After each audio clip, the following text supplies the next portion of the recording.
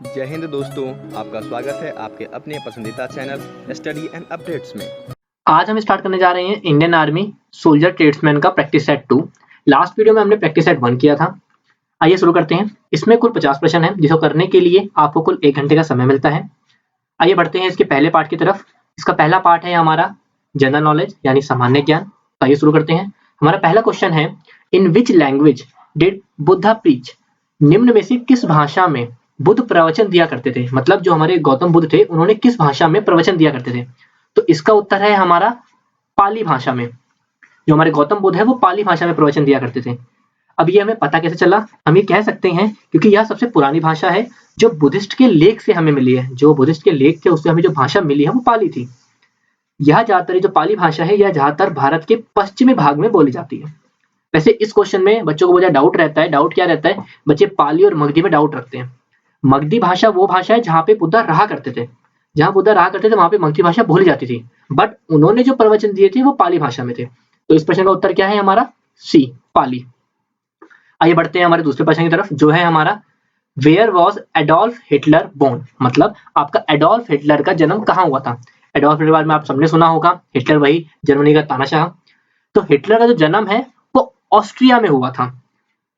सबको डाउट रहता है कि हिटलर तो जर्मनी का था तो जन्म उसका ऑस्ट्रिया में, तो डाउट रखता है। तो आपको याद रहना चाहिए हिटलर का जन्म तो ऑस्ट्रिया में हुआ था, बट उसने जो राज किया था वो जर्मनी पे किया था।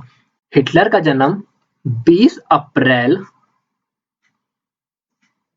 20 अप्रैल सन 1889 में ब्राउना एम इन ऑस्ट्रिया में हुआ था। अब अगर बात करी जाए हिटलर के बारे में तो हिटलर था तो ऑस्ट्रिया, बट उसने जुगाड़ किया था, जुगाड़ ही बोलूंगा, जर्मनी की सेना में आने का। कैसे भी करके वो जर्मनी की सेना में आया। फिर धीरे धीरे उसकी पहुंच बढ़ती गई। उसने लोगों को जोड़ना स्टार्ट किया। जो जनरल था उनका जर्मनी की उस टाइम पे सेना का, उसने इसको कमान दे दी कि ठीक है तुम संभालो। और जैसे ही फर्स्ट वर्ल्ड वॉर खत्म हुआ था, प्रथम विश्व युद्ध खत्म होने के बाद जब हिटलर के हाथों में पावर आई तो हिटलर ने उसको तानाशाह के रूप में ले लिया। हिटलर के पास 3 तरीके से नागरिकता आई थी। 1889 से लेकर 1925 तक हिटलर के पास ऑस्ट्रिया की नागरिकता थी। फिर 1925 से लेकर आपका 1932 तक उसके पास कोई नागरिकता ही नहीं थी, मतलब वो स्टेटलेस था। और 1932 से लेकर जब तक वो मरा नहीं था 1945 तक उसके पास जर्मन की नागरिकता थी। तो हिटलर के पास 3 जगह की नागरिकता थी। तो इस क्वेश्चन का हमारा जो उत्तर है वो है हमारा ए, ऑस्ट्रिया। आइए अगले बढ़ते हैं हमारे तीसरे प्रश्न की तरफ जो कि है हमारा, what name is given to an imaginary line which divides earth in 2 equal half? मतलब पृथ्वी को 2 बराबर भागों में कौन सी रेखा विभाजित करती है? तो हमें पता है जो हमारा ग्लोब होता है उस पर कई सारी रेखाएं होती है। तो वो जो रेखा जो 2 बराबर भागों में बांटती है वो है आपकी इक्वेटर यानी भूमध्य रेखा। देशांतर तो वो होती हैं जो आपकी हॉरिजेंटल में जाती हैं, और अक्षांश आपकी वो होती है जो आपकी वर्टिकल में आती हैं। तो जो आपकी इक्वेटर है ये बीच से जाती है, 2 बराबर भागों में बांट देती है। अब इसके ऊपर एक क्वेश्चन और भी पूछा जा सकता है कि ऐसे कितने देश हैं जो कुल भूमध्य रेखा पर आते हैं? तो ऐसे कुल 13 देश हैं जो भूमध्य रेखा पर लाई करते हैं। उन 13 देशों में जैसे आपको मैं नाम बताता हूँ कुछ का, जैसे कोलंबिया है, ब्राजील है, कांगो है, केन्या है और आपका मालदीव, इंडोनेशिया। ये कुछ कंट्रियां हैं जो भूमध्य रेखा पर लाई करती हैं। तो इस प्रश्न का उत्तर क्या है हमारा? सी यानी इक्वेटर। आइए बढ़ते हैं हमारे चौथे प्रश्न की तरफ जो कि है हमारा, which planet looks reddish in the night sky? कौन सा ग्रह रात में आकाश में लाल दिखाई देता है? तो इसका उत्तर आई थिंक आप सबको पता होगा। वैसे इसका उत्तर है हमारा बी, मार्च। जो मार्च है हमारा मंगल ग्रह, ये हमें लाल दिखाई देता है। आपको मैं खूबी बता देता हूँ, कुछ समय पहले की बात है, हमारे नवंबर 2020 की बात है। जो मार्च है वो अर्थ के इतने नजदीक आ गया था कि हम आसानी से अर्थ में रहते हुए मार्स को देख सकते थे। और ऐसा देखा भी गया है। कुछ राज्य हमारे भारत के जैसे हमारे हरियाणा, पंजाब, हिमाचल प्रदेश और जम्मू कश्मीर, जो मतलब थोड़े जहाँ का वातावरण बहुत साफ था, उन्होंने मंगल ग्रह को देखा भी था और ये एकदम लाल की तरह दिखता है। तो इसका उत्तर क्या है हमारा? 2 यानी मार्स। आइए बढ़ते हैं हमारे 5वें प्रश्न की तरफ जो कि है हमारा, the length of rainfall in Jaisalmer. Jaisalmer में पूछी जा रही है तो जैसलमेर में कितनी बारिश होती है? तो जैसलमेर की अगर मैं बताऊं तो जैसलमेर में वैसे एग्जैक्ट तो होती है 8.25 सेंटीमीटर की बारिश, बट इसको हम अप्रॉक्स लेके चलते हैं 9 सेंटीमीटर। तो इस प्रश्न का उत्तर है हमारा सी 9 सेंटीमीटर। आइए बढ़ते हैं हमारे छठे प्रश्न की तरफ, जो कि है हमारा the minimum age for governor is. यहाँ गवर्नर की बात आ रही है, राज्यपाल की। तो राज्यपाल के लिए न्यूनतम आयु क्या होती है? तो राज्यपाल के लिए जो न्यूनतम आयु होती है वो होती है हमारी 35 वर्ष, यानी 35 ईयर्स। अब ये गवर्नर होता कौन है? तो गवर्नर होता है किसी भी राज्य का हेड, आप उसको हेड बोल सकते हो। उस राज्य में कोई भी बिल बनता है या कुछ भी पास होता है तो उस पर सबसे पहले हस्ताक्षर गवर्नर के ही करे जाएंगे। अब गवर्नर क्या होना चाहिए? कुछ, ये तो चलो न्यूनतम आयु हो गई, कुछ और भी ऐसे फैक्ट होते हैं कि गवर्नर बनने के लिए क्या होना चाहिए। तो गवर्नर बनने के लिए उसके पास भारतीय नागरिकता होनी चाहिए। दूसरा चीज, वो किसी भी हाउस का मेंबर नहीं होना चाहिए। जो गवर्नर होता है उसको राष्ट्रपति चुनता है, और इसका जो कार्यकाल होता है वो कुल आपका 5 वर्ष का होता है। तो हमारे जो इस प्रश्न का उत्तर है वो है हमारा सी 35 ईयर्स। आइए बढ़ते हैं हमारे सातवें प्रश्न की तरफ, जो कि है हमारा what is the full form of WHO। आप सबने सुना होगा WHO की फुल फॉर्म क्या है। तो WHO की फुल फॉर्म है हमारी वर्ल्ड हेल्थ ऑर्गेनाइजेशन। जो आपका WHO है, इसकी स्थापना 7 अप्रैल 1948 में हुई थी। इसका जो हेडक्वार्टर है वो आपका जेनेवा में है, स्विट्जरलैंड में जेनेवा नाम की जगह है, वहां पे इसका हेडक्वार्टर है। WHO का बहुत बड़ा इंपॉर्टेंट रोल प्ले रहता है। जैसे भी हमारे एक पेंडेमिक चल रहा है, कोरोना पेंडेमिक चल रहा है, तो इस टाइम पे WHO ने बहुत इंपॉर्टेंट रोल प्ले किया है। कैसे हर देश में बताना कि आप कैसे बच सकते हो, कैसे इस बीमारी से लड़ सकते हो, हर देश में साथ देना। अब कुछ देश है हमारे वर्ल्ड में, कुछ ऐसे देश है जिन पे बहुत कम पैसे हैं, मतलब वो किसी भी बहुत गरीब देशों में आते हैं, तो उनकी जो मदद करना, चाहे वो खाने से हो, चाहे पैसे से हो, चाहे किसी दवाइयों से हो, तो WHO में बहुत इंपॉर्टेंट रोल प्ले करता है। तो यहाँ पे जो हमारा आंसर है वो है हमारा ए, वर्ल्ड हेल्थ ऑर्गेनाइजेशन। आइए बढ़ते हैं हमारे आठवें प्रश्न की तरफ, जो कि है हमारा the first electric train started in India from Mumbai to Kurla harbour in the year. जो हमारी पहली विद्युत ट्रेन थी, मतलब इलेक्ट्रिक ट्रेन से चलने वाली जो ट्रेन थी हमारी, वो मुंबई से कुर्ला के बीच में चली थी। बट वो चली कौन से साल थी? तो वो चली थी हमारे 1925 के साल में। इसको चलाया गया था 3 फरवरी 1925 में को चली थी। इसको चलाने के लिए जो सेक्शन तैयार किया गया था वो आपका 1500 वोट का था। तो इस प्रश्न का उत्तर है हमारा बी 1925। आइए बढ़ते हैं हमारे 9वें क्वेश्चन की तरफ, जो कि है हमारा which of the following missiles can not strike from surface to air. यहाँ बात आ रही है सरफेस टू एयर, मतलब सतह से हवा में हमला कौन सी मिसाइल नहीं कर सकती है। तो यहाँ पे हमारे पास 3 मिसाइल का नाम दिया गया है। पहला है आकाश, त्रिशूल, पृथ्वी, या इनमें से कोई नहीं। तो जो इसका उत्तर है वो है आपका पृथ्वी। पृथ्वी जो मिसाइल है वह हवा में हमला नहीं कर सकती है, मतलब सतह से हवा में हमला नहीं कर सकती है। अगर मैं आपको पृथ्वी के बारे में बताऊं तो पृथ्वी मिसाइल आपकी 2003 में DRDO ने तैयार करी थी। DRDO हमारा जो इंडियन ऑर्गेनाइजेशन है उसने तैयार करी थी। अभी जो टोटल इंडिया के पास कितनी पृथ्वी मिसाइल है, तो अभी हमारे जो इंडिया के पास है वो 75 पृथ्वी मिसाइल्स है प्रेजेंट में। तो इसका उत्तर है आपका पृथ्वी, मतलब सी। आइए बढ़ते हैं हमारे 10वें प्रश्न की तरफ, जो कि है हमारा which of the following languages is spoken by the largest number of person. मतलब कौन सी ऐसी भाषा है जो पूरे विश्व में सबसे ज्यादा व्यक्ति लोग बोलते हैं। तो इसका उत्तर आप खुद सोचिए और बताइए मुझे क्या हो सकता है। इसका उत्तर आपका है चीनी, मतलब चाइनीज लैंग्वेज। जो आपकी चाइनीज लैंग्वेज है वो सबसे ज्यादा बोली जाती है। क्यों? इसका फैक्ट आप सब जानते हो कि जो चाइना की पॉपुलेशन है पूरे वर्ल्ड में नंबर 1 पे पॉपुलेशन है। उसके बाद और भी कुछ रीजन हो सकते हैं। अब जैसे अगर मैं बात करूं इंडिया की, तो आप बोल सकते हो कि सर आप तो इंडिया में भी पॉपुलेशन बहुत ज्यादा सेकंड नंबर पे है, तो क्यों हम हिंदी क्यों नहीं बोल रहे हैं? क्योंकि आप सबको पता है कि इंडिया में बहुत ज्यादा भाषाएं हैं, और हर स्टेट में, मतलब हर एक लगभग राज्य में अलग अलग भाषाएं बोली जाती है। तो हिंदी तो इसका आंसर नहीं बन पाया, तो इसका आंसर है चीनी। मैं आपको बता देता हूँ, टोटल वर्ल्ड में 1.3 बिलियन जो लोग हैं वो आपको चाइनीज बोलते हैं। ऐसे ही आपका 379 मिलियन जो लोग हैं आपका, वो आपका इंग्लिश बोलते हैं। और आपका जो आगे बढ़ो तो 341 मिलियन लोग आपका हिंदी बोलते हैं। और ऐसे ही अगर मैं बात करूं, यहाँ पे रशिया भी ऑप्शन में है, रशियन, तो 153 मिलियन लोग आपके रशियन बोलते हैं। तो ये फैक्ट भी आपको याद रखना है कि कितनी लोग ज्यादा लमसम बोलते हैं, ये भी आपको हेल्प कर सकता है। तो इस प्रश्न का उत्तर है हमारा बी, चाइनीज। आइए बढ़ते हैं हमारे 11वें प्रश्न की तरफ, जो कि है हमारा Booker award is given for, Booker पुरस्कार किस लिए दिया जाता है?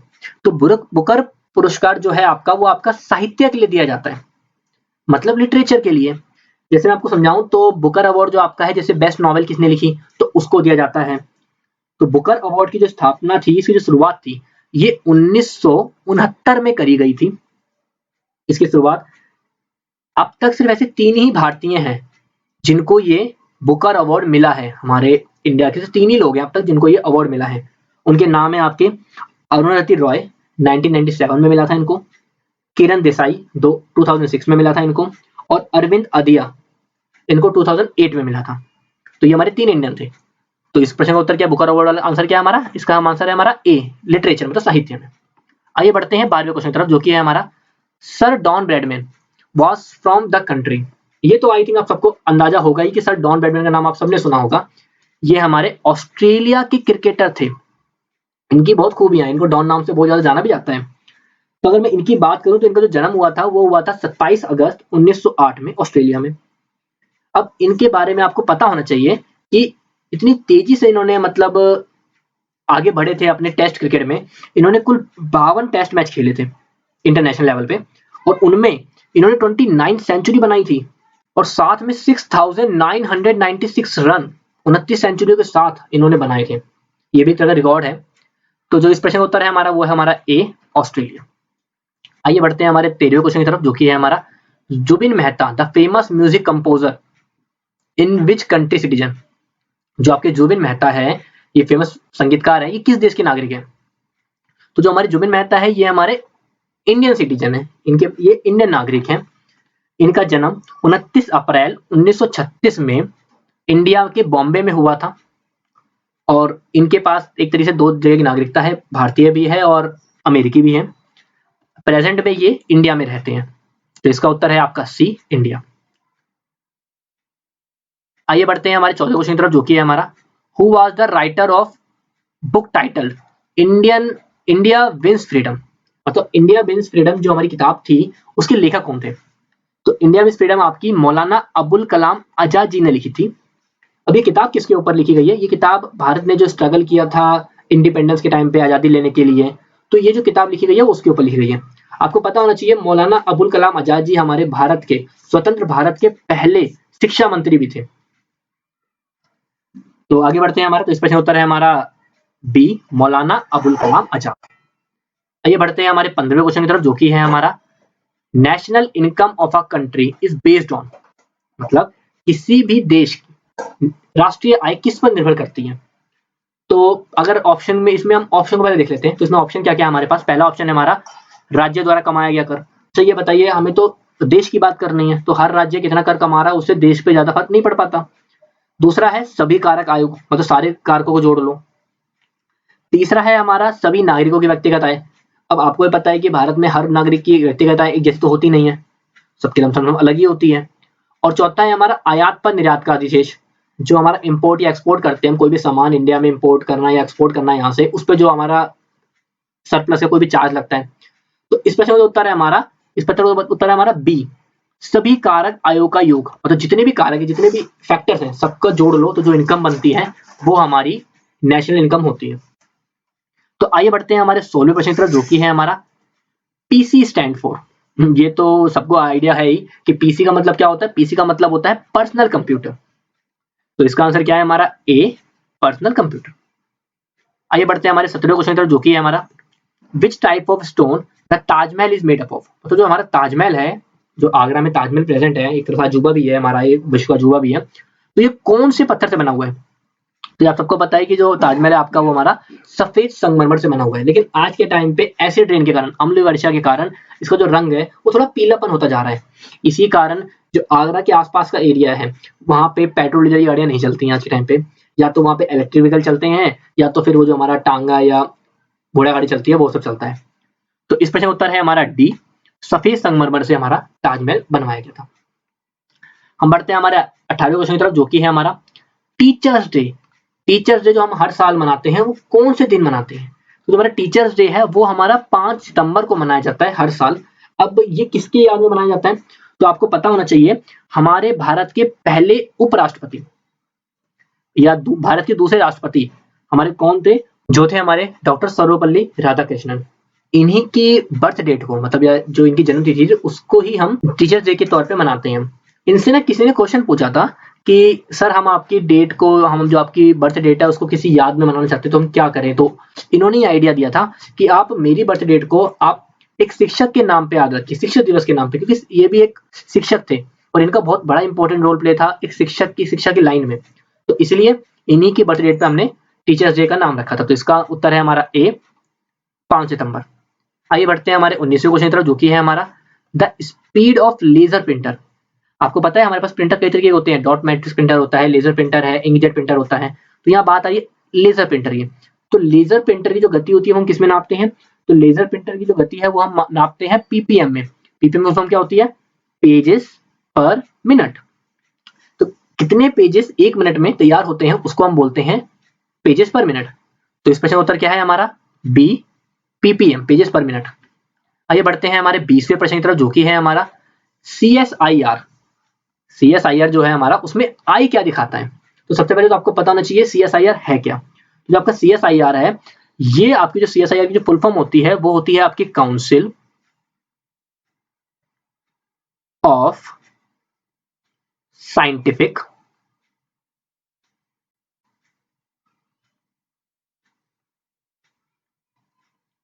एंड इंडस्ट्रियल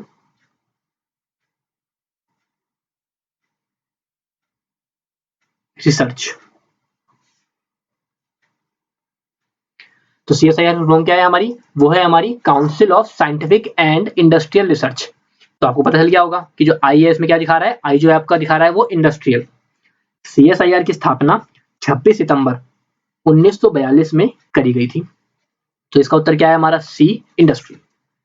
यहाँ हमारा पहला भाग जनरल नॉलेज सामान्य ज्ञान में खत्म होता है। दोस्तों, आप सभी की सुविधाओं का ख्याल रखते हुए स्टडी एंड अपडेट्स का एक फेसबुक ग्रुप बना दिया गया है। व्हाट्सएप ग्रुप पे कुछ लिमिटेड लोग ही जुड़ पाते हैं, वहाँ पर ज़्यादा बच्चे नहीं जुड़ पाते हैं तो प्रॉब्लम होती है, बच्चे कमेंट करते हैं। इसलिए एक फेसबुक ग्रुप बना दिया गया है जो कि स्टडी एंड अपडेट्स के नाम पे है, और इसका लिंक आपको डिस्क्रिप्शन बॉक्स में दिया गया होता है। ठीक है, आप यहाँ से जुड़ सकते हैं और आप यहाँ पर देख सकते हैं कि जो भी लेटेस्ट नोटिफिकेशन है वो यहाँ पर डाल दी जाती है ताकि आपको हर एक न्यूज मिल सके, एक भी मिस ना हो। क्योंकि बहुत बच्चे ऐसे होते हैं जो बोलते हैं सर आपके इस सेट का नोटिफिकेशन हमें नहीं मिला। तो उन्हीं सब वजहों से यह बनाया गया है ताकि आप लोग प्रत्येक चीजों का नोटिफिकेशन ले सकें। जो भी सेट डाली जाती है, जो भी जॉब्स आते हैं, ठीक है, मोटिवेशनल चीजें होती हैं, वो सभी आपको इस ग्रुप में दे दिया जाता है ताकि आप अपडेटेड रहें और प्रत्येक चीज को आसानी से प्राप्त कर सके। इसकी विशेषता क्या है ग्रुप की, यदि आप प्रैक्टिस सेट्स ढूंढ रहे हैं तो प्रैक्टिस सेट्स पे क्लिक करेंगे तो यहाँ पर आपको जो प्रैक्टिस सेट्स डाला गया है वो यहाँ पर दिखाई देगा। आप जाकर आसानी से उसके पीडीएफ डाउनलोड कर सकोगे। ठीक है, यदि जीके से रिलेटेड कोई चीज डाली जाती है, जीके पे क्लिक करोगे तो यहाँ पर आपको सभी चीजों का आइडिया लग जाएगा। ठीक है, तो बहुत ही आसान तरीकों से यहाँ से आप पीडीएफ के लिंक भी प्राप्त कर सकते हो, वीडियो के लिंक भी प्राप्त कर सकते हो और वीडियोज को आसानी से देख भी सकते हो। ठीक है, तो मैं आपसे आग्रह करूंगा कि फेसबुक ग्रुप पे आके जुड़िए, बहुत ही बेहतर होता है, सभी को एक बार में नोटिफिकेशन चली जाती है। ठीक है, तो जो ज्वाइन होना चाहते हैं लिंक डिस्क्रिप्शन बॉक्स में दिया गया है, आप वहां पर जाकर आसानी से ज्वाइन कर सकते हैं। ठीक है, जैसे ही आप लिंक पे क्लिक करोगे हमें रिक्वेस्ट आएगा, हम आपको अप्रूव कर दिया करेंगे और आप आसानी से ग्रुप में जुड़ जाओगे। ठीक है, आइए हम बढ़ते हैं हमारे दूसरे पार्ट की तरफ, जो कि है हमारा जनरल साइंस, सामान्य विज्ञान का। तो हमारा पहला क्वेश्चन है the weight of an object on the moon is its weight on the earth. मतलब चंद्रमा पे किसी वस्तु का वजन पृथ्वी की तुलना में कितना होता है। तो इसका जो उत्तर है वो है आपका बी, 1/6। मैं बता देता हूँ कैसे। जैसे मान लो आपका अर्थ पे, जो आप पृथ्वी है उस पे आपका जो वजन है वो है आपका 60 किलो।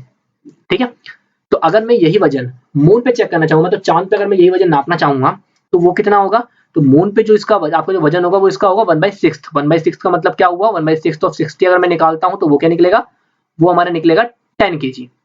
तो अगर आपका मून, आपका वेट अर्थ पे 60 kg है तो मून पे आपका वेट 10 kg होगा।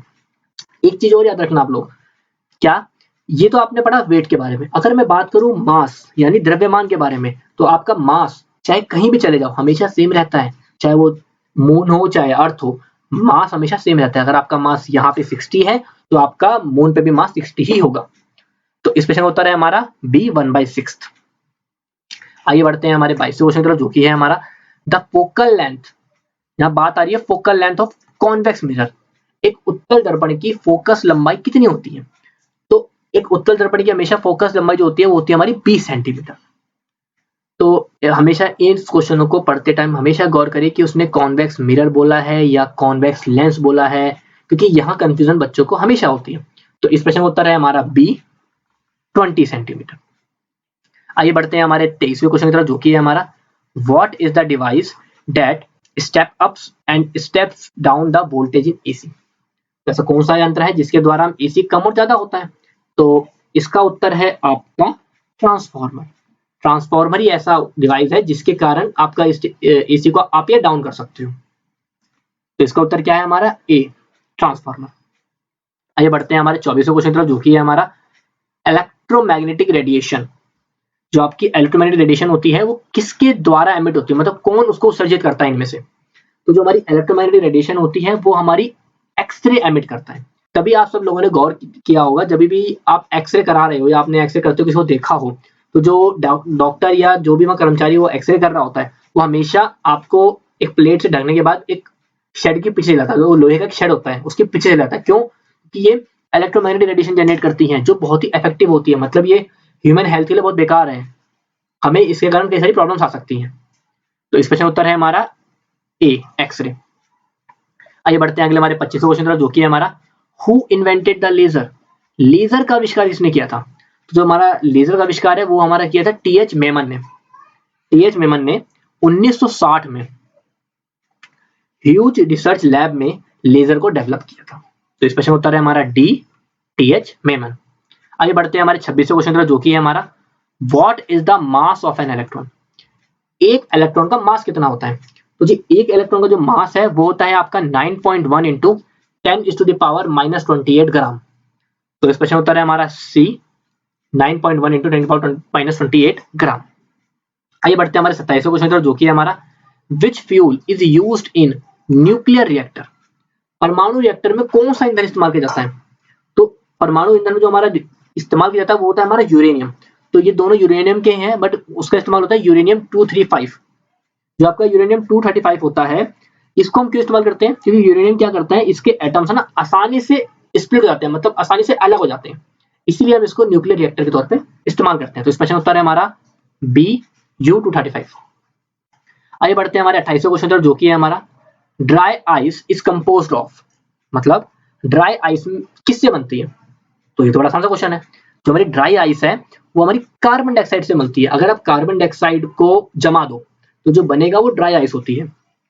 बट इसमें ना आपको याद रखना है कार्बन डाइऑक्साइड इफेक्टिव भी होती है। अब अगर आपने बहुत छोटा सा एरिया है, बहुत छोटी जगह है, और वहां पे आपने ड्राई आइस को पिघलाया, मेल्ट किया, जो कार्बन डाइऑक्साइड निकलेगी वो इतनी हार्मफुल हो जाएगी कि आप वहां सांस ही नहीं ले पाओगे, और वो फिर आपकी को अफेक्ट कर सकती है, आपको बहुत सारी बीमारियां हो सकती है, आपको सांस में दिक्कत आ सकती है। जो ड्राई आइस होती है वो बहुत ज्यादा इफेक्टिव भी होती है। तो इस प्रश्न उत्तर है हमारा बी, कार्बन डाइऑक्साइड मानी CO2। आइए बढ़ते हैं हमारे 29वें क्वेश्चन तरफ, जो कि है हमारा due to which of the factor the energy never exhaust on the sun. किस कारण के कारण सूर्य की ऊष्मा कभी खत्म नहीं हो सकती है? मतलब ऐसा क्या है सूर्य के अंदर कि जो उसकी हीट है, जो ऊष्मा है, वो कभी खत्म नहीं हो सकती है? तो इसका उत्तर है हमारा न्यूक्लियर फ्यूजन। परमाणु संलयन के कारण, न्यूक्लियर फ्यूजन के कारण कभी भी ऊष्मा खत्म नहीं हो सकती है। फ्यूजन का मतलब होता है मिलना और फ्यूजन का मतलब होता है टूटना।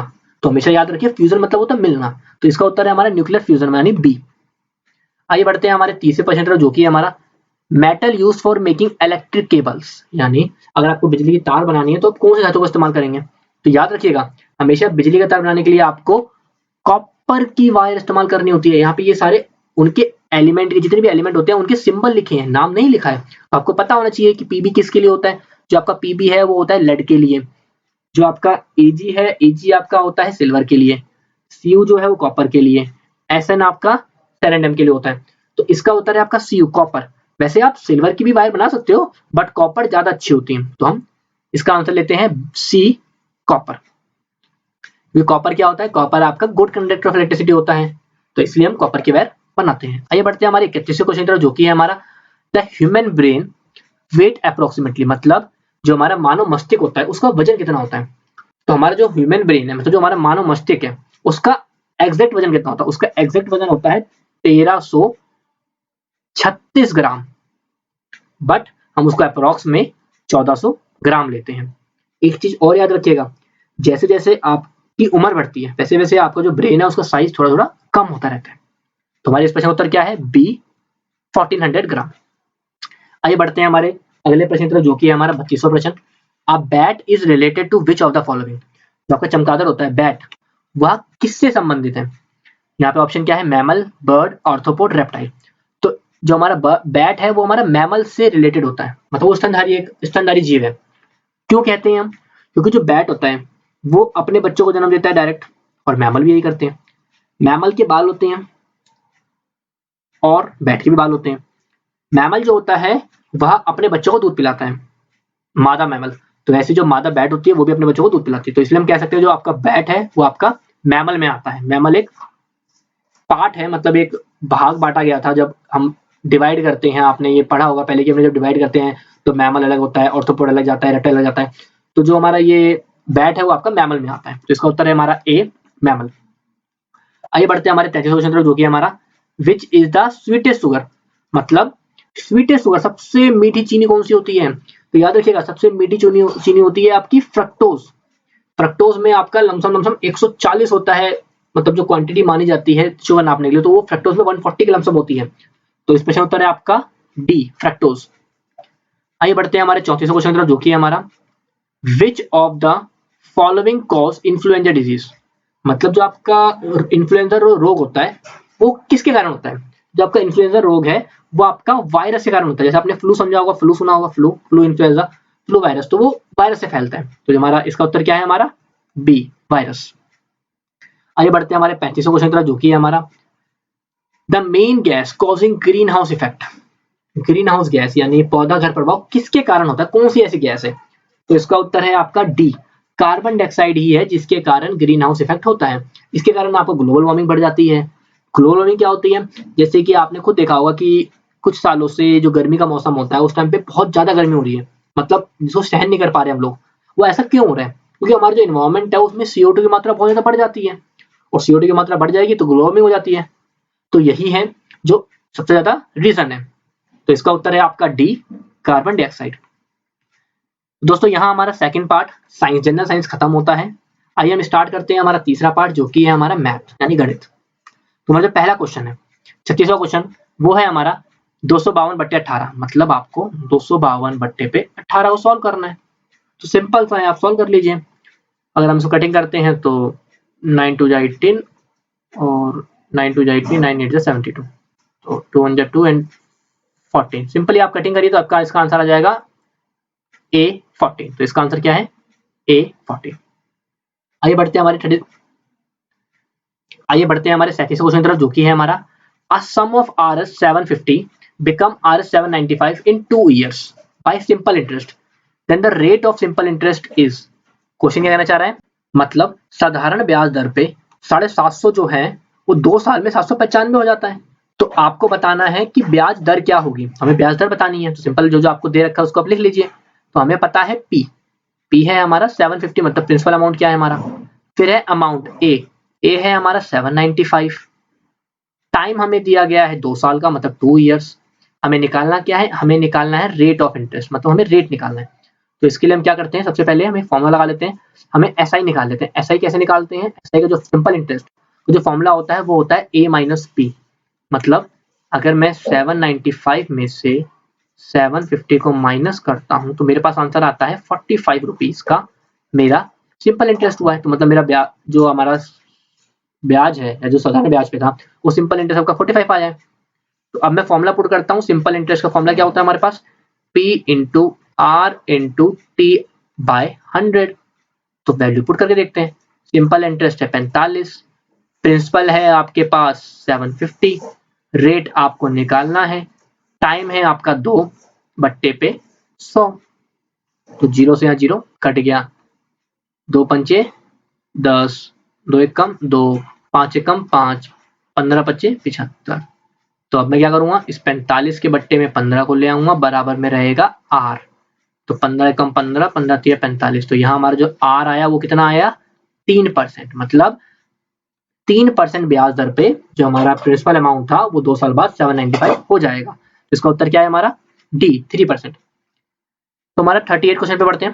हमारा 38 क्वेश्चन क्या है, 38 क्वेश्चन है 1 की पावर 2 प्लस 2 की पावर 2 प्लस 3 की पावर 2। तो ये सब क्या होगा, सॉल्व कर लेते हैं। 1 की पावर 2 का मतलब होता है 1, 2 की पावर 2 का मतलब होता है 4, और इसी तरह 3 की पावर 2 का मतलब होता है 9। तो 9 4 13 और 1 14, तो इसका उत्तर क्या है हमारा डी 14। आगे बढ़ते हैं हमारे 39वें क्वेश्चन तरफ, जो कि है हमारा choose the HCF of 144, 180 and 192। मतलब आपको 144, 180 और 192 का मौसम निकालना है। तो मौसम निकालने के कई तरीके हैं, मैं आपको कोई आसान तरीका दिखा देता हूँ। तो हम क्या करते हैं, हम यहाँ पे गुणनखंड विधि इस्तेमाल करते हैं। तो 144 लॉन्ग डिवीजन मेथड को आप बोलते हो, 180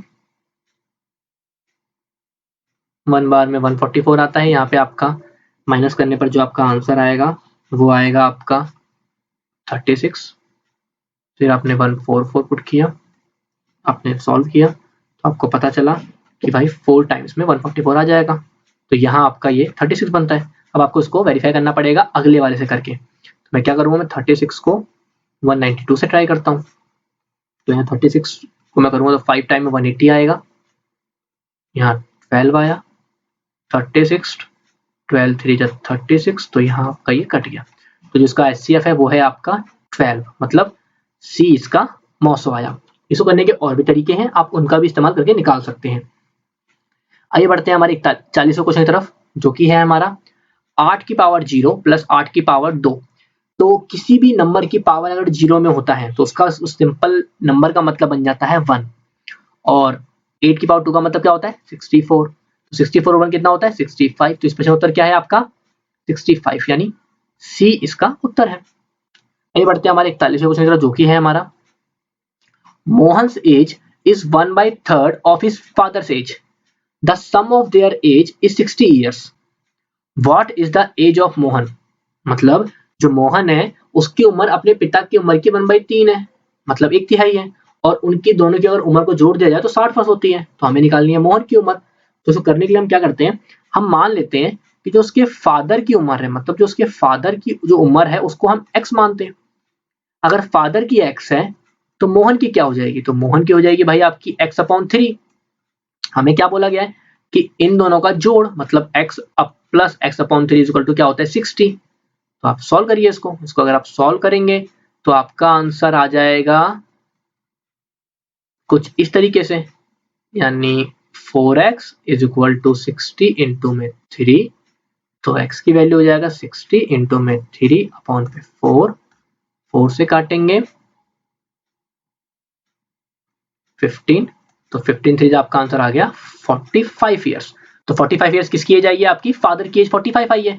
हमें निकालनी है मोहन की। तो मोहन की एज क्या है हमारे पास, मोहन की एज हमारे पास 45/3। तो मोहन की एज आ गई हमारे पास 15 ईयर्स, मतलब इसका उत्तर क्या है हमारा 15 साल। इसका उत्तर क्या है हमारा ए 15 ईयर्स। मोहन की एज कितनी है 15 साल। आगे बढ़ते हैं हमारे 42वें क्वेश्चन तरफ, जो कि है हमारा at what percent of simple interest and amount will be double in 5 years. मतलब क्या बोला गया क्वेश्चन में कि मैं ब्याज दर कितना रखूं कि जो भी मेरी राशि थी वो 5 वर्ष में 2 गुनी हो जाए। तो इसको करने के लिए कोई फॉर्मूले से पहले हम एक काम करते हैं, हम वैल्यू खुद ही लेट कर लेते हैं। तो मैं लेट करके चलता हूं कि मैंने लेट कर लिया कि जो मेरा प्रिंसिपल अमाउंट था उसको माना मैंने 100 रुपए, ठीक है। तो टाइम मुझे दे रखा है 5 साल का, और जो मेरा अमाउंट बनेगा, मुझे अमाउंट चाहिए 200 रुपए, क्योंकि डबल हो जाएगा मेरा, और मुझे निकालना है रेट। अभी आप सभी दोस्तों आपको याद होगा मैंने पिछले क्वेश्चन में कुछ देर पहले ही इसी तरह का क्वेश्चन सॉल्व किया था, जिसमें आपको प्रिंसिपल पता था, टाइम पता था, अमाउंट पता था, आपको रेट ऑफ इंटरेस्ट निकालना था। तो कैसे किया था, सेम तरीका मैं यहाँ पे दोबारा लगाने वाला हूँ। तो यहाँ हमारा क्या है, सिंपल इंटरेस्ट है वो है हमारा a माइनस पी होता है। तो इस तरीके से जो हमारा सिंपल इंटरेस्ट आएगा वो आएगा हमारा 100।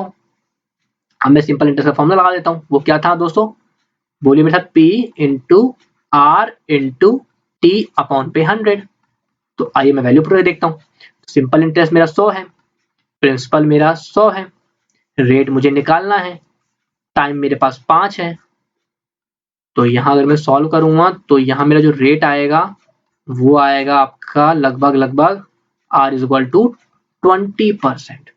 तो 20% ब्याज दर पे जो आपका प्रिंसिपल अमाउंट था वो डबल हो जाएगा। तो इसका आंसर क्या है आपका बी 20%। तो आइए बढ़ते हैं हमारे 43 क्वेश्चन तरफ, जो कि है हमारा वैल्यू ऑफ log 10। मतलब log 10 का मान क्या होता है। तो log 10 की अगर आपको वैल्यू पता करनी है तो जो log 10 का मान होता है वो होता है 1। तो इसका उत्तर क्या है हमारा ए, मतलब log 10 की वैल्यू होती है 1। आइए बढ़ते हैं हमारे 44 क्वेश्चन तरफ, जो कि है हमारा if an angle is 8 time to its supplementary angle then the larger angle is. मतलब अगर कोई भी एंगल अपने सप्लीमेंट्री एंगल का 8 गुना है, यानी संपूरक कोण का 8 गुना है, तो हमें क्या निकालना है, सबसे बड़ा एंगल कौन सा होगा। तो इसको करने के लिए हम क्या करते हैं, हम मान लेते हैं कि हमारा एक कोण है वो है x।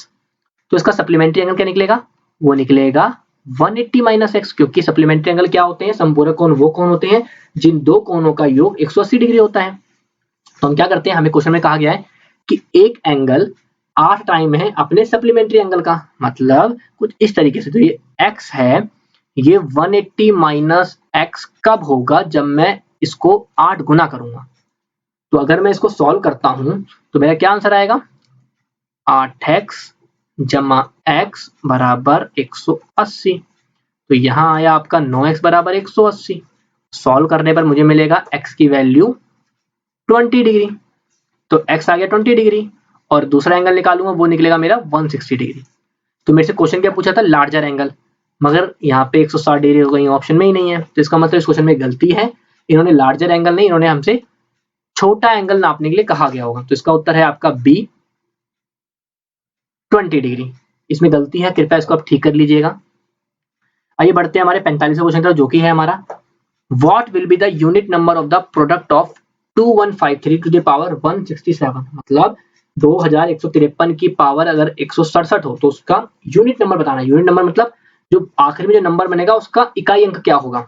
तो बताते हैं। तो इसको आसान है, बहुत लंबा जाने की जरूरत नहीं है। आप सिंपल देखो, यहाँ पे क्या है 3 और यहाँ के क्या है 7। तो मैं एक काम करता हूँ, मैं 3 को 7 बार बना के देखता हूँ क्या बनेगा, वही मेरा आंसर हो जाएगा। आप देखिए, जल्दी समझ में आ जाएगा आपको। 3 तिया 9, 9 त्रिक 27, 27 तिया 81, फिर इकाई अंक 1 तिया 3, 3 तिया 9, 9 त्रिक 27, मतलब इकाई अंक क्या आया 7।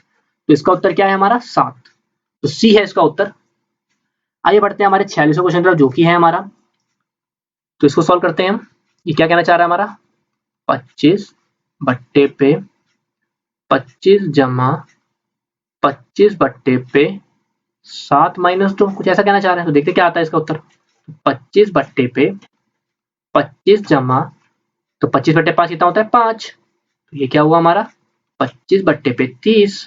तो कटिंग करने पर क्या आंसर आएगा हमारा 5 बट्टा 6। तो इसका उत्तर क्या है हमारा ए, 5/6 इसका आंसर है। तो इसका उत्तर है हमारा ए। आगे बढ़ते हैं हमारे 47 के क्वेश्चन तरफ, जो है हमारा 3/45 ऑफ 2/9% विल बी। मतलब 2/9 का 3/45 कितने प्रतिशत होगा। मतलब हमें निकालना क्या है, हम ये बोल सकते हैं x% of 2/9 is equal to 3/5। ये तरीका है सॉल्व करने का। तो हम करेंगे कैसे, मैं आपको बहुत सिंपल तरीके से बता रहा हूँ। x/100 गुने में 2/9 बराबर 3/45। करना क्या है, करना तो उसी तरीके से जैसे आप करते आए हैं।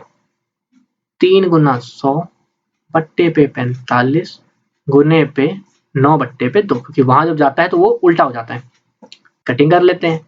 3, फिर यहाँ 15 आ जाएगा, फिर यहाँ 5 आएगा, फिर से 3, 5, 20, 2, 10, 10 तिया आपका होता है 30%। तो हमारा कितना प्रतिशत बैठेगा 30%। इसका उत्तर क्या है हमारा डी 30% इसका उत्तर है। आगे बढ़ते हैं हमारे 48वें क्वेश्चन की तरफ, जो कि है हमारा Mahesh bought a cycle for 500 rupees and sold for 600 rupees, the profit percent will be. मतलब महेश ने एक साइकिल खरीदी 500 रुपए की, उसको बेचा कितने का 600 रुपए का। हमें निकालना क्या है, हमें निकालना है लाभ प्रतिशत। चलो चेक करते हैं कितना आएगा। तो करते कैसे हैं, हमने बोला सीपी मतलब क्रय मूल्य कितना है उसका 500 रुपए, एसपी माने विक्रय मूल्य कितना है उसका, विक्रय मूल्य है 600 रुपए। तो प्रॉफिट क्या बैठेगा, प्रॉफिट का फॉर्मूला होता है एसपी माइनस सीपी। जो आपका प्रॉफिट है वो हो गया आपका 600 माइनस 500 कितना आया हमारा इसका आंसर 100। अब आपको पता होना चाहिए कि प्रॉफिट परसेंट का फॉर्मूला क्या होता है, तो मैं वो भी बताया था आपको। प्रॉफिट परसेंट का फॉर्मूला होता है प्रॉफिट अपॉन सीपी इनटू में 100। तो प्रॉफिट कितना है 100, सीपी कितना है 500, मल्टीप्लाई में 100, कटिंग करते हैं तो आंसर कितना आया आपका 20। तो प्रॉफिट परसेंट कितना हुआ हमारा 20%। तो इसका उत्तर क्या है हमारा सी। तो इसका आंसर है हमारा सी 20%। आइए बढ़ते हैं हमारे 49वें क्वेश्चन तरफ, जो कि है हमारा हरीश टुक 10,000 rupees from Sohan. If interest rate is 12% annual, how much money will Harish return after 6 years। तो ऐसे क्वेश्चनों को हमेशा देखते ही जो जो गिवन है वो लिख लिया करें। तो हमारा प्रिंसिपल अमाउंट कितना है, वो है हमारा 10,000। रेट है हमारे पास 12% का, मतलब 12% है हमारे पास रेट। टाइम है 6 years का। हमें निकालना है अमाउंट आफ्टर 6 years, तो वो क्या होगा। तो इसमें हमें क्या निकालना है, इसमें हमें निकालना है अमाउंट। तो आपको अंदाजा लगाना चाहिए कि इस तरह के क्वेश्चन बहुत आ रहे हैं, तो आपको इसकी प्रैक्टिस हो जानी चाहिए। तो हमें करना क्या है, अमाउंट का फॉर्मूला होता है P प्लस SI, तो हमें उसके लिए SI निकालना पड़ेगा। तो SI कैसे निकालते हैं, SI का जो फॉर्मूला होता है वो होता है आपका P into R into T by 100। मेरे ख्याल से ये फॉर्मूला तो आपको बिल्कुल याद हो गया होगा कि इस प्रश्न के लिए हमने इस फॉर्मूले को लगभग तीसरी बार कर रहे हैं, तो आपको याद हो गया होगा। P कितना है 10,000, रेट कितना है 12%, टाइम है 6 years। तो हमारा जो सिंपल इंटरेस्ट आएगा वो आएगा आपका 7200। हमें निकालना क्या है अमाउंट, अमाउंट का फॉर्मूला होता है P प्लस SI। P है आपके सामने 10,000, SI आया आपका 7,200, तो टोटल अमाउंट बनेगा वो बनेगा आपका 17,200। इसका उत्तर क्या है हमारा, इसका उत्तर है हमारा D 17,200। तो ये बढ़ते हैं हमारे एकदम आखिरी क्वेश्चन की तरफ, जो कि हमारा इसका है 50वां क्वेश्चन। इस प्रश्न को मैं नहीं करूंगा, इसको मैं आपको एज अ होमवर्क दे रहा हूँ। बड़ा आसान सा क्वेश्चन है, इसका आप उत्तर निकालिए और इसका उत्तर मुझे कमेंट में दीजिए, मैं आपके कमेंट का इंतजार करूंगा। तो यहाँ हमारा इंडियन सोल्जर ट्रेड्समैन का प्रैक्टिस सेट 2 खत्म होता है। अगर आपको PDF चाहिए अपने प्रैक्टिस करने के लिए या किसी और चीज की तैयारी करने के लिए, तो उसका लिंक आपको डिस्क्रिप्शन में मिल जाएगा, आप वहां से डाउनलोड कर सकते हैं। और कोई आपको जानकारी चाहिए या कोई भी आपको दिक्कत आती है तो आप कमेंट करके उसका मेरे से पूछ सकते हैं। तो शुक्रिया, फिर मिलते हैं आपसे अगले वीडियो में। नमस्कार दोस्तों, आप सभी की रिटन एग्जाम अर्थात लिखित परीक्षा को और भी अच्छे तरीके से संपन्न करने के लिए, अच्छे मार्क्स लाने के लिए स्टडी एंड अपडेट्स आप सभी के लिए अध्ययन सामग्री लाया है, जो कि पीडीएफ के रूप में प्रोवाइड कराए जाते हैं। चलिए उसके बारे में थोड़ी जानकारी आपको मैं दे देता हूँ। तो चलिए मैं आपको बता देता हूँ कि भारतीय सेना के मॉडल प्रैक्टिस सेट, ठीक है, जो कि हिंदी एवं इंग्लिश दोनों लैंग्वेज में अवेलेबल है पीडीएफ के रूप में, आप उसे प्राप्त कर सकते हैं। इसमें आपको ट्रेड्समैन, जीडी, टेक्निकल, क्लर्क एवं नर्सिंग सहायक के प्रैक्टिस सेट्स, ठीक है, कुल 50 प्रैक्टिस सेट्स के लिए आपको 51 से लेकर 55 रुपीज के बीच चार्ज किया जाता है। इस पीडीएफ के लिंक आपको डिस्क्रिप्शन बॉक्स में दिए गए हैं। इसमें आपको 50 मॉडल सेट मिलेंगे पीडीएफ के रूप में, जिसमें कि प्रत्येक मॉडल सेट में 50 क्वेश्चंस होते हैं, ठीक है। उसके बाद यदि आप नोट्स, ठीक है, अध्यायवार नोट्स चाहते हैं चैप्टर वाइज, तो वो भी आपको हिंदी और इंग्लिश लैंग्वेज दोनों में अवेलेबल है, उनके पीडीएफ अवेलेबल हैं और उनके लिंक्स भी डिस्क्रिप्शन बॉक्स में दिए गए हैं, ठीक है। इसमें आपको जीके, साइंस में आपके फिजिक्स, केमिस्ट्री, मैथ, रीजनिंग, इन सभी के नोट्स अवेलेबल करा दिए गए हैं। आप लिंक के थ्रू जाकर इन्हें डाउनलोड कर सकते हैं। उचित मूल्य आपको पे करना पड़ेगा, मूल्य पे करेंगे, पीडीएफ आपके ईमेल पे आ जाती है, ठीक है। चलिए एक बार मैं उस स्टोर को दिखा देता हूं जहां से आप पीडीएफ डाउनलोड करेंगे। तो देखिए ये स्टडी एंड अपडेट्स का स्टोर है पीडीएफ का, यहाँ से आप पीडीएफ डाउनलोड कर सकते हैं, ठीक है। यहाँ पर आपको देख लीजिए भारतीय सेना में नर्सिंग, ठीक है, टेक्निकल, सभी के पीडीएफ अवेलेबल करा दिए गए हैं। आपको जिस भी टाइप का पीडीएफ चाहिए वो आप यहाँ पर सर्च करेंगे, सर्च करते ही आपको सारे ऑप्शन अवेलेबल हो जाएंगे। मूल्य आप पे कीजिएगा और याद रखें यहाँ पर जब पीडीएफ खरीदें तो अपनी ईमेल आईडी सही दें। यदि आप सही ईमेल आईडी दोगे तो फिर पीडीएफ के डाउनलोड के लिंक जो है वह आपके ईमेल आईडी पे आएगा और फिर आप आसानी से उस चीज को डाउनलोड कर पाओगे, ठीक है। और यदि कोई दिक्कत होती है तो हमें आप व्हाट्सएप कर सकते हो, हमारा नंबर जो है नीचे दिया गया है, आप देख सकते हो, ये रहा 7979946092। आप हमें व्हाट्सएप करोगे, कॉल अलाउड नहीं है, व्हाट्सएप करें या फिर आप studyandupdates@gmail.com इस पे कांटेक्ट करें। किसी प्रकार की दिक्कत होगी आपकी सुनवाई की जाएगी और आपको पूर्ण मदद किया जाएगा, ठीक है।